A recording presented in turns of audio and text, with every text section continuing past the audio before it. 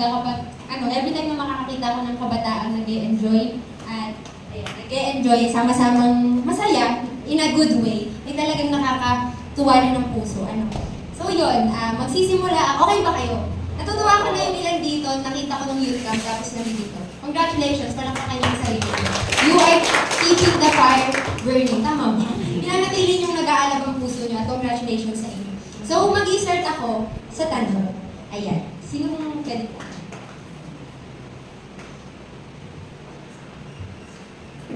Sige. Yung tanong nga, ito lang naman yun. What is your goal? Ayan, sige. Magtatanong ako.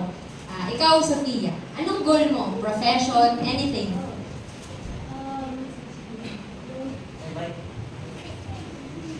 Ang goal ko po is maging isang successful educator, major in English, at mabigyan po ng financial stability yung family ko. Financial, nagpa-financial stability na tayo ngayon. Yes. Oo, tama yan. Mahirap ang buhay. Ikaw naman, Kenneth, yan. Yan na yan, nandyan ka to break out. Anong goal mo? Dream? Ganyan. Pwedeng profession, kahit ano.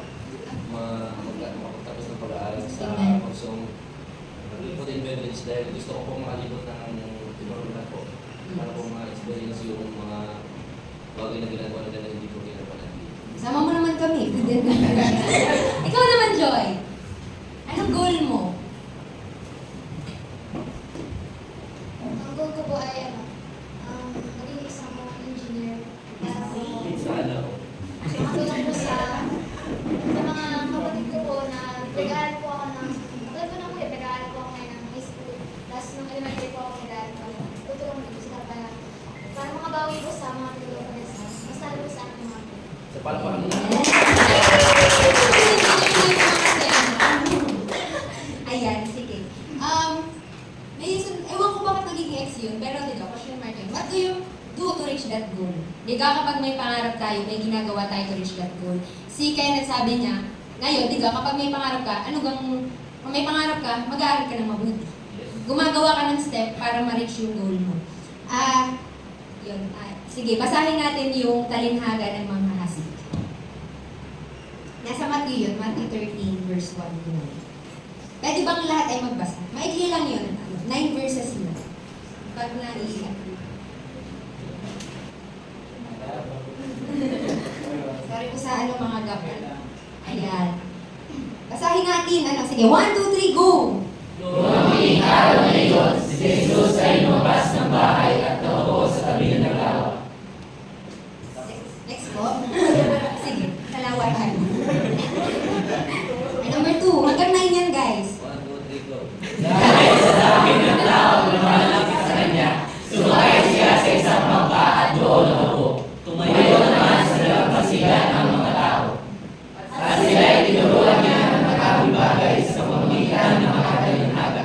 Ganito ang sinabi niya, may isang magsasakang lumabas upang maghasid. Sa kanyang paghasid ay may mga bibig na naglalas sa tabi ng daan. Dumating ang mga ibon at ibaba ang mga iyon. May mga hindi na mga nalaglag sa mabatong lupa dahil manipis na ang lupa roon. Sumunod agad ang mga bibig. Ngunit natayo agad ang mga ito ng naglagas sa matinding init ng araw. Palibhas ay mababaw ang ugat. May mga hindi na mga nalaglag sa matinding na tahanan. Lumago ang mga halamang ito at sinakal ang mga bibig tumubuto. Ngunit ang mga bibig nasig sa matabang lupa ay namunga. Maitig sa sandaan, maitig sa kanyang po at maitig na natumpo. Makinig ang may pandinig. Amen. Makinig ang may pandinig. Sino ang nakaunawa nung binasa natin talinhaga? Hindi ko rin nagawa. Sorry. Hindi. Alam niyo ang nakakatuwa sa Lord. Nandun na rin yung paliwanag. Basahin natin yung Matthew 13, verse 18 to 23. Ayan. Okay, 1, 2, 3, go! Pakinggan ninyo ang kahulugan ng talinhaga tungkol sa mga hasig. Kapag ang isang tao ay tumirinig ng mensahe tungkol sa paghahari ng Diyos, ngunit hindi naman niya ayon inunawa, siya ay katulad ng binding na naglas sa daan, dumarating ang masama at nagkakalas sa naisip. Amen. 20, 1, 2, 3, go! Ang katulad naman ng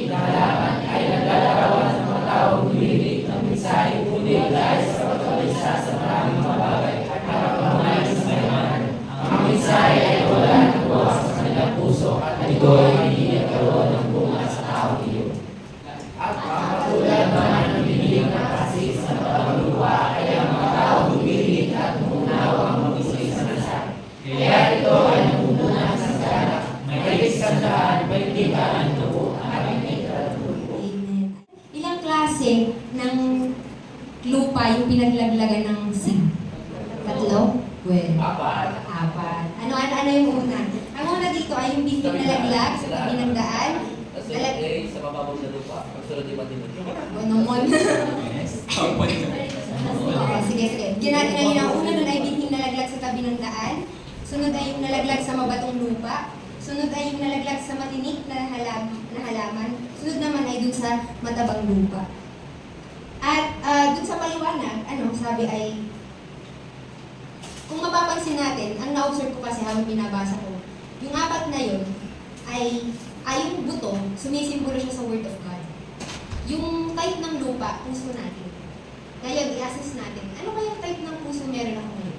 Ako ba yung sa daan, yung hindi na lumago, tinangay na ng ibon, Ako ba yun? O ako ba yung nalaglag dun sa, ang type ba ng puso ko ay yung mabatong lupa, yung mababaw lang. Yung sa una, masaya, go lang, tapos pagka nagkaroon na ng kahirapan, tumatalikod na.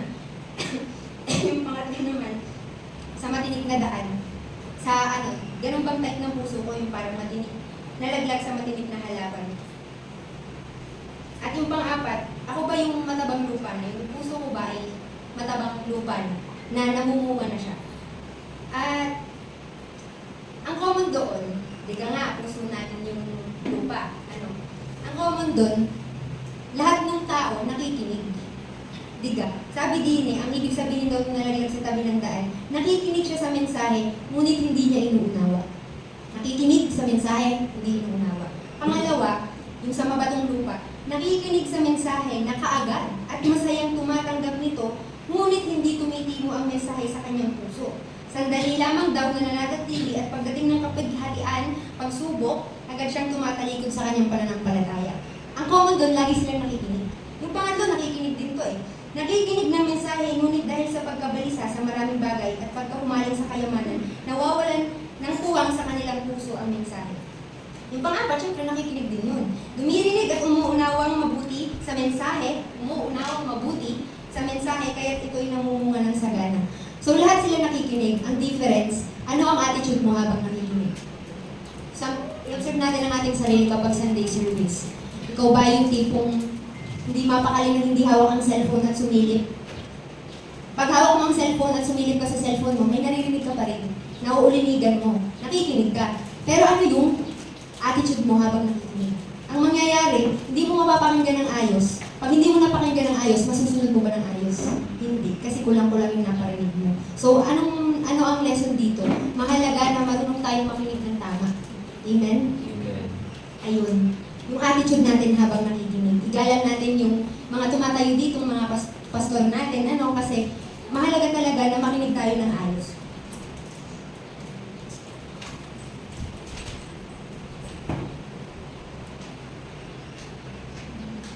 Di tinanong ko sa inyo kung ano yung anong goal nyo. So, nalaman natin na meron yung 4 na klase ng heart. So, dun sa slide yan. Dapat meron din tayong spiritual goal. Kung meron tayong goal sa labas, meron din tayong spiritual goal. At ina-encourage ko ang lahat na i-goal natin na maging matabang lupa yung ating mga puso. Para tayo lumago, para tayo mamunga. Ayun. Sana ay okay, nagets natin lahat yung talinhaga kasi napakaganda talaga ng salita ng Lord. Yung napaka-siksik, liglig at umaapaw sa karunungan ng salita ng Diyos. Ayan. So, may spiritual goal. Anong goal natin? Maging matabang. Maging matabang lupa yung heart, ha? Hindi yung tayo. Ayan. Okay, pabagising pa ba? Pasensya na. Okay. Next slide po. Ayan. So, sige. Kakali ko to. Kaya ko po. So, di ba, ang goal natin, maging good soil. Pag good soil ka, ibig sabihin, good yung heart mo. Pag good ang heart mo, ibig sabihin, good ang relationship mo sa Diyos. Pag good ang relationship mo sa Diyos, ibig sabihin, nagre-remain ka sa presence niya.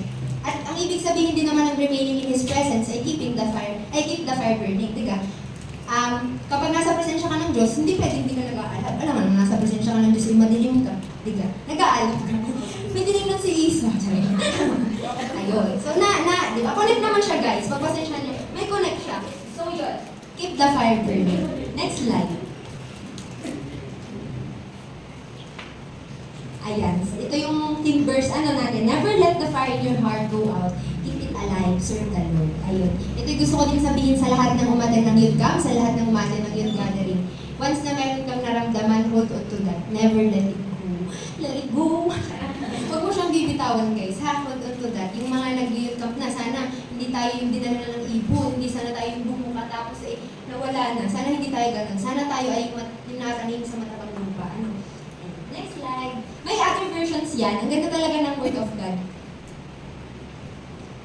Yung sunod na slide, ano yan? Iba-ibang version. Sabi, never be lacking in zeal, but keep your spiritual fervor. Oh, alam niyo yung fervor?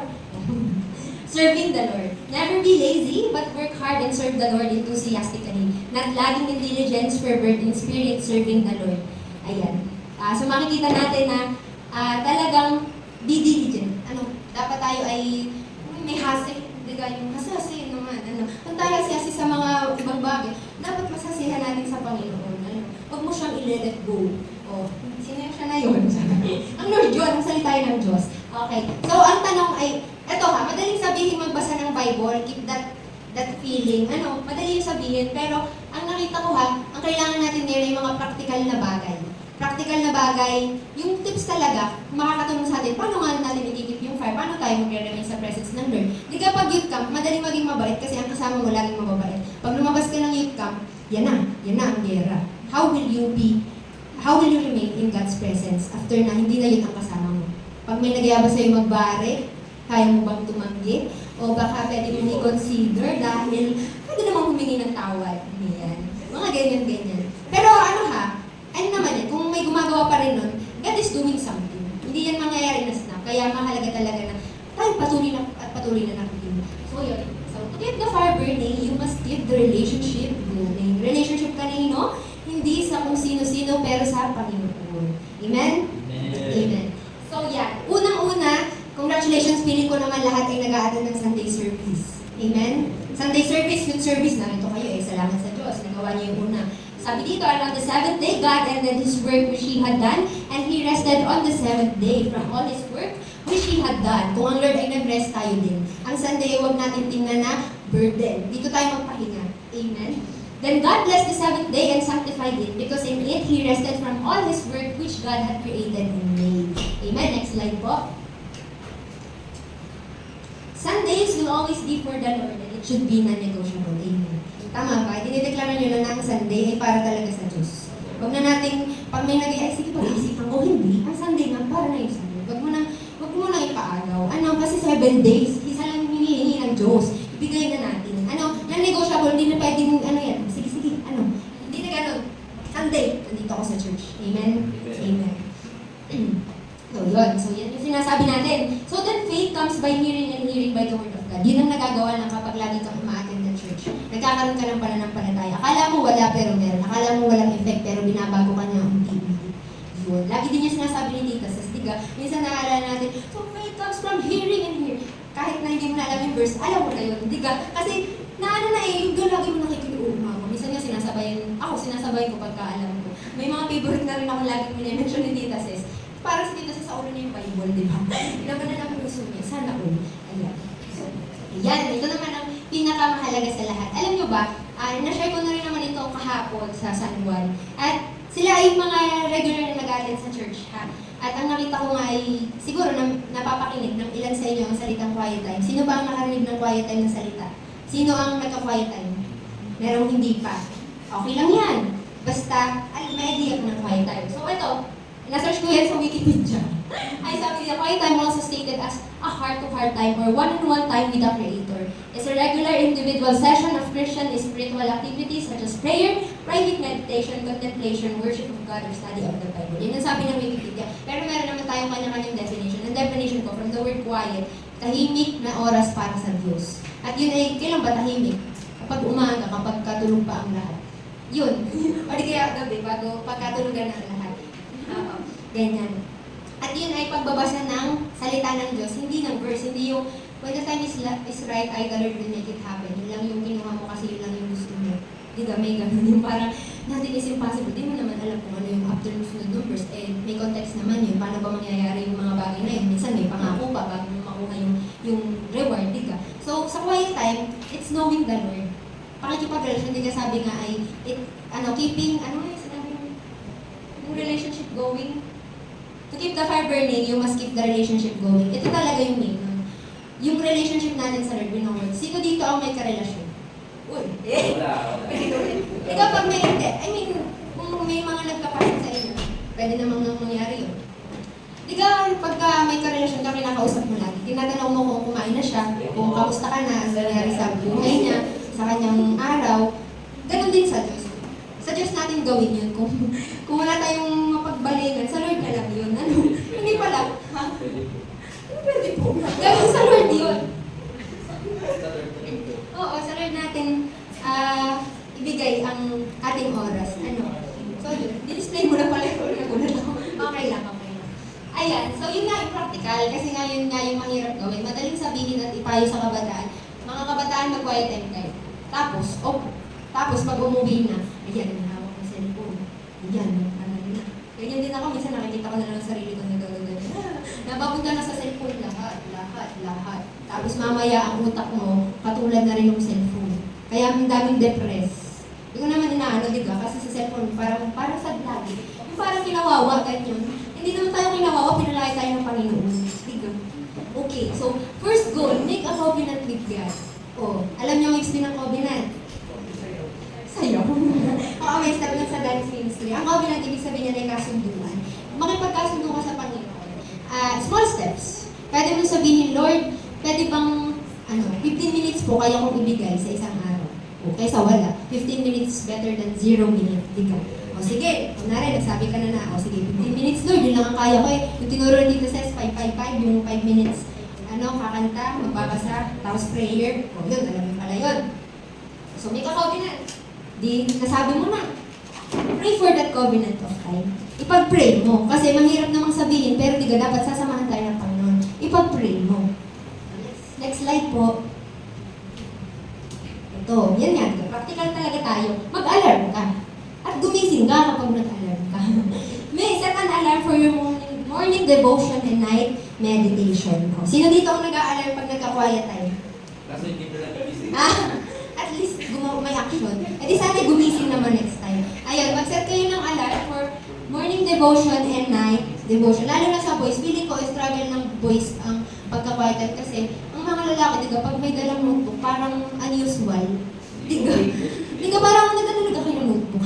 Hinusgahan. Hindi salamat sa Diyos. Pero alam niyo ha, wala ditong lalaki, dito pang babae lang, palalaki dito. Walang gender, walang edad dito. Ang Diyos kumikilo siya. Basta, piliin mo siya. Choose lang yun. Choose. So now, pray before opening the Bible. Ayan, manalangin muna dahil hindi naman sa lahat ng pagkakataon ay magigets natin ang mga nasa Bible. At kapag tayo nanalangin, edi humingi tayo ng karunungan sa Diyos. Lord, hindi ko talaga maintindihan yung Genesis. May mga sukat yung arko. Anong gagawin ko po doon? Anong connect nun? Diba? Ako nga nung may panahon ako nung binabasa ko nun, hinayaan ko lang. Kala ko lang walang effect dun, pero na-realize ko, ang Lord ay specific na Diyos. Kahit sa mga maliliit na bagay, Diyos siya. Hindi, kahit, kunwari, nawala yung susi mo, hindi mo mahanap, nakapekto na siya sa buhay mo, pwede mo ipanalangin. Small things, big things, may pakialam dun ang Diyos. Amen. Kahit kung ikaw ay sasali sa ganyan, sa ganito, mag-ano ka sa Diyos, tanungin mo ang Diyos. Ano? Ayan. Fifth na, sabi, have a reading plan. Yan. Pwedeng kunyari ay bet mong matapos na, Lord, parang di ko pa po nabasa ang Corinthians. Tatapusin ko po siya ng inaman. O di budget mo yun, i-divide mo kung ilan. O di kaya ang church natin may reading plan in 1 year. Pero ang dami mo dyan. Di kanya, basta ang mahalaga, gumagawa ka, may sarili kang face. Sunod, I read that chapter. Yan, not just a verse. Kasi, dun sa chapter, dun makikita yung context, yung istorya. Yung, okay, kaya pala ganito kasi ganyan. Kesa nga naman yung, di kayong promise, minsan dun lang tayo nag-base sa promise. Pero hindi natin alam, may gagawin pala. Dun sa pag-aral ng Bible, di niya pala yun, may gagawin pala. Dapat pala ikaw ay mag-share din ng Word of God. Amen? Okay. 7, develop a habit of taking down notes. Kasi, ang mga bagay na pinag-take down notes mo, mas madali mong maalala. So kapag kayo nagbasa ng Bible, kunwari is, John chapter 1, edi mag-take down ka ng kahit isa lang na verse na nag-rema sa'yo. At sigurado ako may mababago at mababago kada araw. Namin sa film, it didn't happen overnight, not in a single day. Hindi siya, pagising mo, nag-quiet time ka ngayon, bukas, ikaw ay alam na. Hindi siya ganun eh. Yan ay consistent. Mas maganda yung consistent na maliliit kaysa yung nagbasa ka ng, binasa mo isang Bible in isang araw. Wow! May nagbago kaya sa'yo nun kung binasa mo yung Bible ng isang araw? Hindi, lunod ka nun. Hindi mo naiintindihan yung mga salita. Memorize key verses, favorite verses. Yan, sabi pa dun sa kinuha ko lang kasi yan, dun sa kay Eunice, kilala niyo po yung Kuya Lem. Yan, mag-follow din kayo ng mga page na, makakatulong sa inyo. Para yung lalabas sa page nyo, ay yun ang na-feed sa utak nyo. Kay Eunice, sabi niya, ulitin daw ng 7 times yung verse na nagrema sa'yo, mas madali mo daw siyang masabi. Yun. 9, and hear yan. Halata na si Miss Eunice ay taga-Gia din. Kasi yung dulo niya, hear the word and obey the word. Tapos may verse na connected dyan. He replied, blessed rather are those who hear the word of God and obey it. Hindi lang tayo nakikinig. Hindi lang tayo katulad ng tatlo. Yung tatlong nauna na nakikinig lang, pero hindi maayos yung pakikinig. Obey din dapat natin siya. At mahirap yun i-obey kapag hindi mo laging nakikita, hindi mo laging naririnig. Amen. So, okay pa tayo sa quiet time. Sana makabili tayo ng notebook. Hindi ko pala, dinala ko kasi yung quiet time notebook ko para ma-sample na ipakita sa inyo na grabe talaga. Grabe ang pag-move ng Lord. Binalikan ko yung quiet time ko, natatawa ako sa grammar ko, napaiyak din ako ng kaunti dahil yung mga panalangin ko dati, 2013, nasagot siya dun sa ibang notebook. Wala, parang, Lord, grabe ka katapat. Habang ginagawa ko rin kasi ito, isa din sa pinaalala sa akin ng Lord ang salitang disiplina. Dahil napakalaking bagay na yun. Kasi paano ka gagigising sa umaga? Paano mo, o di kaya sa gabi, paano ka mag-i-stay awake sa gabi o gigising sa umaga ng alas 4 ng umaga kung wala kang disiplina? Diga. Parang ito talaga yung pinalala sa akin ng youth, disiplina. Mahirap man gawing gumising palagi ng maaga para kausapin ang Diyos, disiplina. Kasi kadali naman tumulog pa kadali naman mag-cellphone pa laban-laban, disiplina. Minsan try yung mag-fasting, hindi lang sa pagkain. Mag-fasting kayo sa social media. Disiplina, tingnan nyo kung may magbago. Feeling ko naman ay meron. So discipline, mahalaga siyang bagay. Start small, start with day 1 and choose to do it again the next day. Mag-start ka ngayon. Try nyo ngayon. Tapos try nyo ulit bukas. At least, may nangyayari. Ayan, kapag may disiplina, may consistency. Mahalagang bagay yan magkasama yan. It goes hand in hand. Wala na. Tapos na yun. Wala na yun. Hindi ko na yun na-remove. Ayan. So, ang conclusion ay hindi tayo tinanim para nakawin lang ng araw. At huwag kayong magpanakaw. Huwag tayong magpanakaw. Let's protect each other. Kapag may kita kang yun na nanghihina, paparnihin mo. Kapatid, kamusta ka? Kamustahin mo, magpalakasan tayo. At tandaan nyo yun huwag kayong magpapanakaw sa Lord. Huwag tayong magpapanakaw. Ang buhay natin ay para sa Diyos. The very purpose of our lives is to serve the Lord, to glorify Him. Yun lang. At God bless sa inyo. Patuloy tayong mag-alag. Alag by Lord. God bless!